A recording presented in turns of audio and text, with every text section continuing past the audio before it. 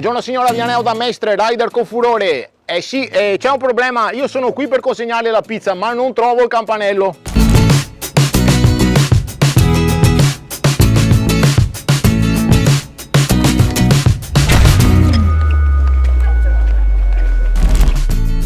Ah, non lo sa qual è il campanello. E ora il problema se è grosso, come faccio a consegna? Capisco signora che è ospite a casa di un amico che adesso non c'è, ma mi dia una mano, mi dia un'informazione.